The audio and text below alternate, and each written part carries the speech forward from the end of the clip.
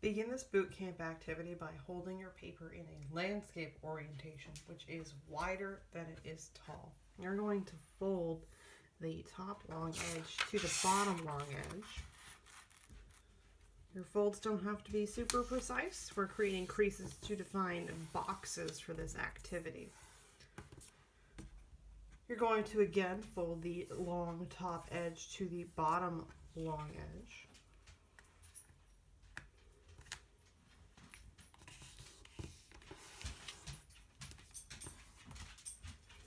Then we're going to fold the short edge to the short edge.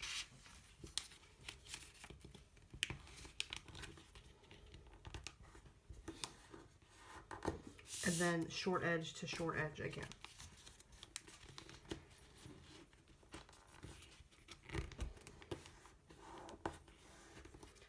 Unfold your paper completely. You should have 16 boxes defined by your creases. We're going to be doing some practice drawings, some practice designs, and some practice word art. You do need a colorful material for this boot camp activity.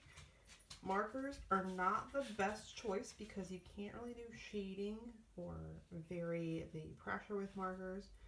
But if markers are all you have at home, that's fine. If you're in person, you really should be choosing either colored pencils or crayons for this activity. We're going to start by keeping it fairly simple. I'm going to rotate my paper. In the top row, the top left, I'm going to practice drawing a tree. So we're keeping it very simple, very iconic. This boot camp activity is to get you thinking about how do you visually communicate different aspects of the state of Maine. So using icons such as a tree, using scenes, using pictures of animals, and using word art. How can you visually communicate the state of Maine? Let's try an Atlantic salmon. In Maine we have Atlantic salmon and landlocked salmon. We're not going for strict realism so much as recognizability. So it's okay if it looks more iconic or a little stylized. If the video is too fast, remember you can slow it down.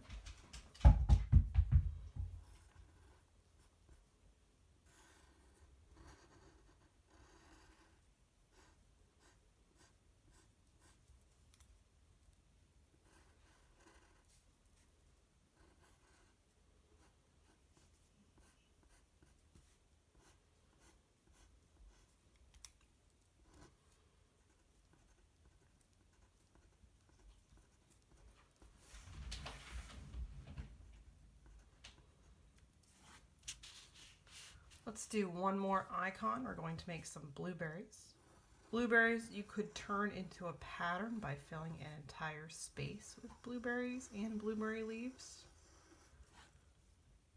Ultimately, we're going to use these skills to make our lobster illustrations on Thursday. You want to be able to have a combination of patterns, icons, scenes, and word art, which is hopefully what this activity gets you to start thinking about. So right now you're just kind of copying what I'm doing on the screen. Let's make a scene. In Maine we have a lot of mountains, often in ranges, with ridges. We can use hatching, which is closely spaced lines for our shadows. When trees are far away, we can draw just their peaks. And that will still communicate to the viewer that these are trees. If we're going to make a river, we can make it wave as it comes towards us. As the river gets closer, it gets gradually wider. Trees that are closest to us will be taller.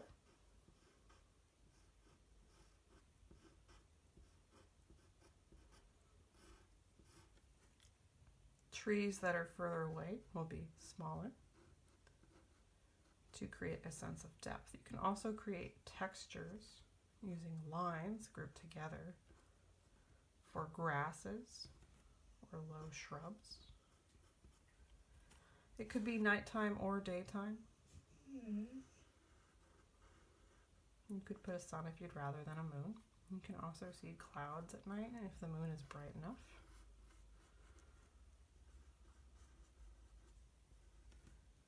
You can create stars as well.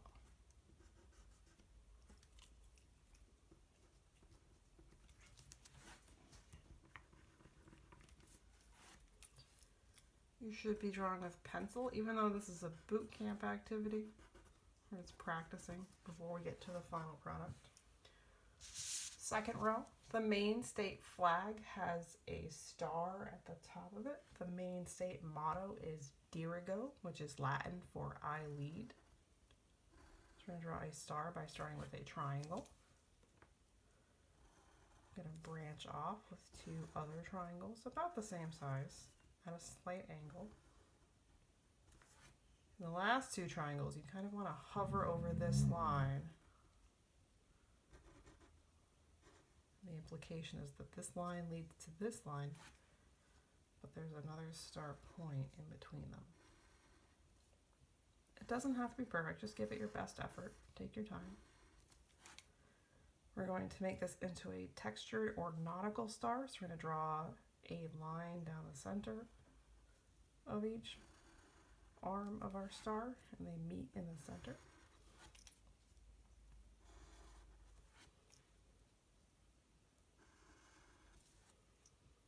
And there are dividing short lines as well. On the state flag, there are lines around the star.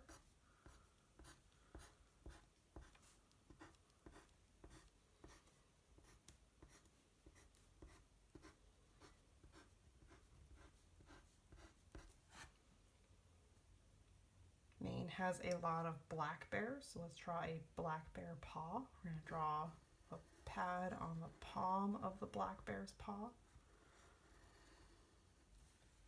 And 5 toes. We're going to start at the middle toe. 2 toes on either side.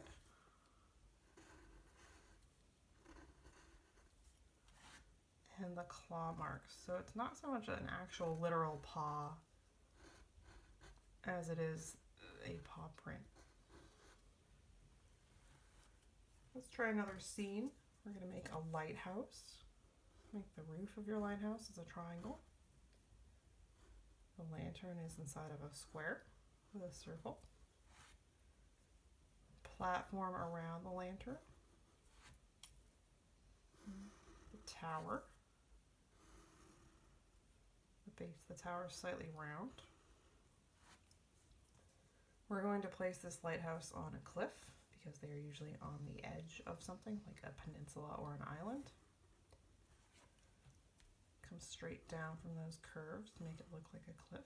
You can have some jagged parts stick out. The horizon line should be higher than the lighthouse to increase the illusion of depth. We can have the sun rising. The sun rises over the ocean in Maine. Some wave texture.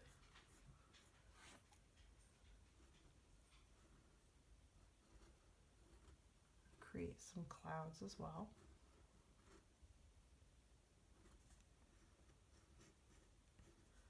We can put some seagulls in there. Sometimes the lighthouses are made out of brick, sometimes they are one solid color, sometimes they have stripes.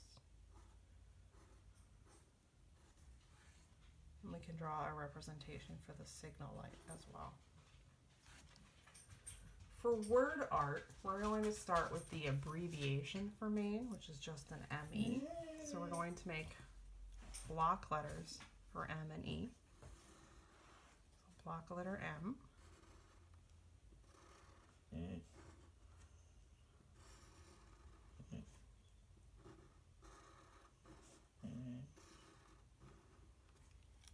Block letter E.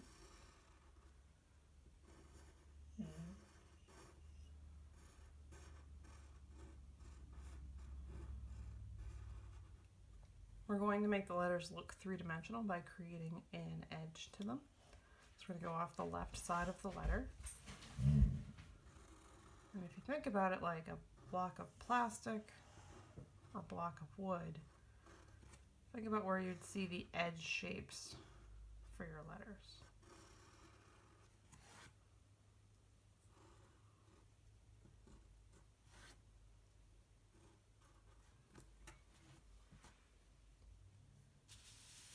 Third row, we can do more word art. So if we think about things like we could spell out the word Maine, we could write out the name of a town or county. You could make a Sanford style letter. We're going to make a 207 because the Maine zip code in the entire state is 207. Let's start with a 2. You might make your 2 differently.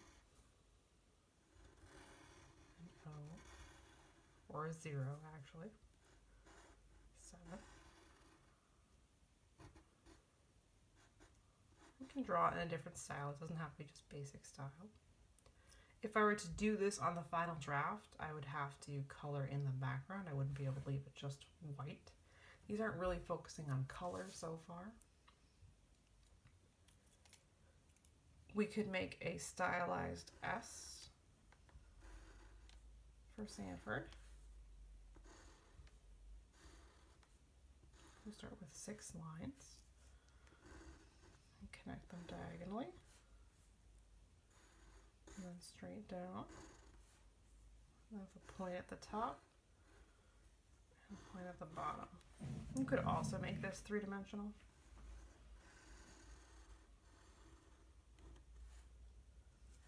Let's talk about patterns, and this is where color really comes in. If you think about like a strict pattern, which is just color and shape and line, and not something like repeating blueberries, just filling a space. If we think about patterns associated with Maine, the lumberjack tradition in Maine is pretty strong. So the buffalo plaid is a pretty recognizable pattern that gets associated with Maine. So the buffalo plaid is black and red. And the reason why crayons or colored pencils are best suited is because if you change the amount of pressure you use, you can really make it look like those overlapping stripes of color. So I'm going to color this entire rectangle in red with my colored pencil. I'm not going to make it super saturated. I'm not going to stress too much about craftsmanship. I do want you to take your time and make it look like you really put an honest effort into it. But this isn't a final finished draft. It's a boot camp activity, so as long as it's pretty good, it doesn't have to be perfect. Pretty good.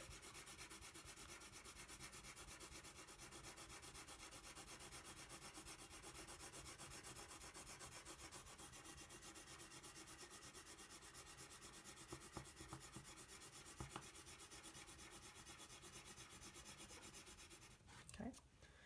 With the black, you're going to make horizontal stripes.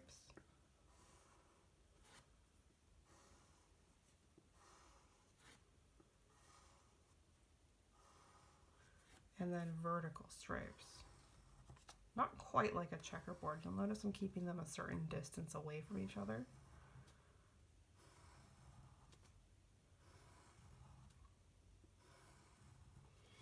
So I'm not using super hard pressure. I'm just going to color in the black on my every other horizontal space. So it's red, black, not a checkerboard, right?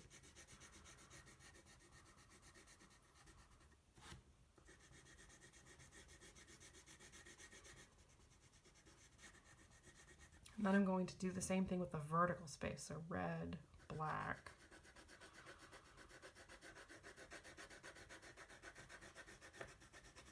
red, black, red, black. Where the black lines intersect, make those squares darker by pushing down harder. Because on the actual buffalo plaid fabric, it's woven with red and black, and where the black areas intersect, it's just black thread and there's no red, so it's darker.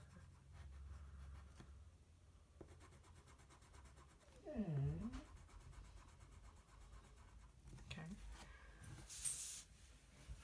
Another pattern, which is more of a texture really, is like a wood grain pattern. So this involves using brown. Often the colored pencil sets only have one kind of brown, and likewise the crayon sets would only have one kind of brown, unless you're using the people crayons or people colored pencils in person.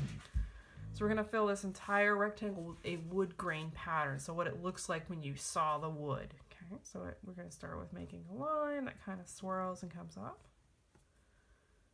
a line that follows it and then swirls around for like a knot, come around. We're going to keep this process up, so we're going to make some knots every once in a while, draw around them. Sometimes it swirls up and then back down. Do the same thing up here.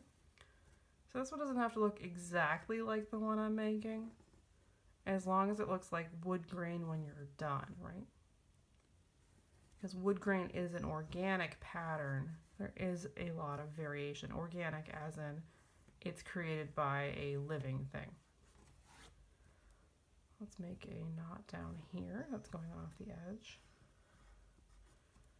If you do have multiple shades of brown, you could make the knots darker. They are traditionally darker, typically in actual wood.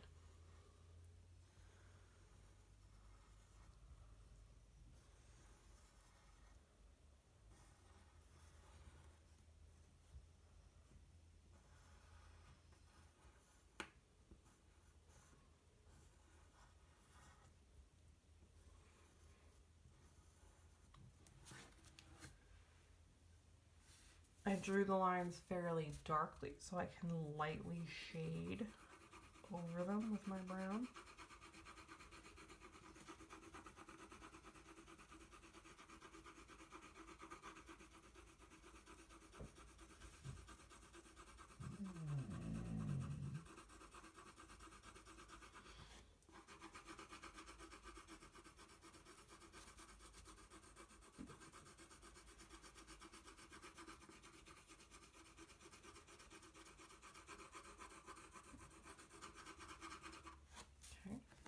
So for the last row, I want you to come up with 4 designs, illustrations, scenes, patterns, word art, however you want to break these up, that you have for thoughts for Maine design. So if you're like, well, when I think of Maine, I think of moose, you could look up a picture of a moose and draw a moose in one of them. Or moose tracks, for example, like the pattern, or like the ice cream even. So come up with 4 ideas, draw your designs on the bottom, and then take a picture of this entire process. I need to see the entire page photographed and turned in on Google Classroom to give you credit for doing it.